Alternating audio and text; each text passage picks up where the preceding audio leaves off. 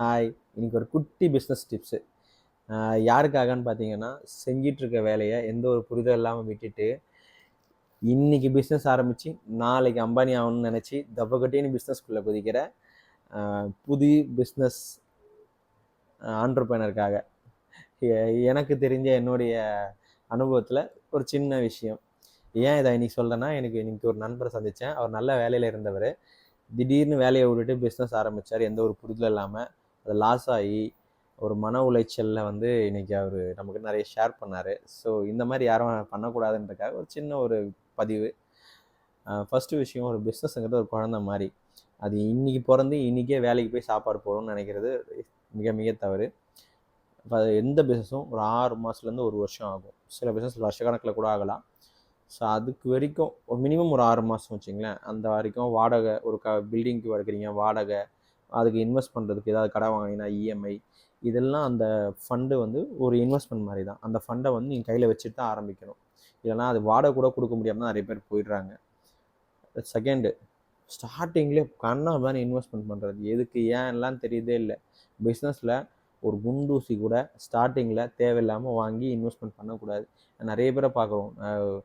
ஒரு லட்சத்தில் இப்போ உள்ள இன்டீரியர் அது இதுன்னு சொல்லிட்டு பண்ணிடுறாங்க. அது சில ஆயிரங்கள் கூட போக மாட்டாங்குது அவங்க பிஸ்னஸ் சக்ஸஸ் ஆகலைன்னா.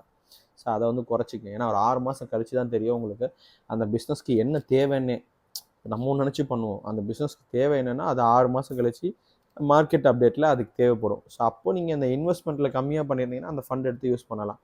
அது தெரியாமல் தான் நிறைய பேர் போய் வேஸ்ட்டாக அதில் லாஸ் ஆகுறாங்க. தேர்ட் விஷயம், ஒரு பிஸ்னஸை எந்த ஒரு புரிதலும் இல்லாமல் வெளியே இருந்து பார்த்து வரக்கூடாது.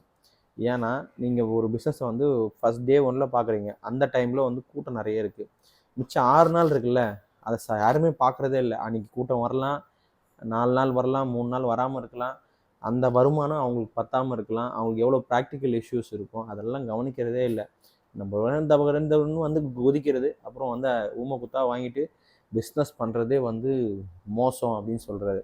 ஒரு வாட்டி பூனை சூடு பட்டுடுச்சுன்னா அந்த பக்கமே வராது. அது மாதிரி பிஸ்னஸ் ஒரு நல்ல விஷயம், ஒரு அற்புதமான விஷயம். எல்லாருமே பிஸ்னஸ் பண்ணணும். என்ன கேட்டால் சின்ன சின்ன பிஸ்னஸ் பண்ணுறது தான் நாட்டுக்கும் வளர்ச்சி, நம்ம வீட்டுக்கும் வளர்ச்சி. ஸோ அதை கரெக்டாக பண்ணணும் ஒரு புரிதலோட.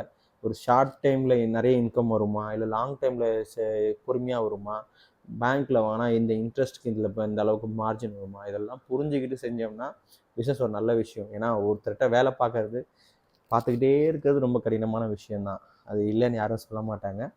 ஆனால் பிஸ்னஸை கரெக்டாக பண்ணாமல் ஒரு வாட்டி அடிபட்டிங்கன்னா திருப்பி ரிட்டர்ன் உள்ளவே வர மாட்டீங்க. ஸோ எல்லோரும் நல்லா பொறுமையாக நிதானமாக யோசிச்சுவாங்க. நன்றி, வணக்கம். எல்லாரும்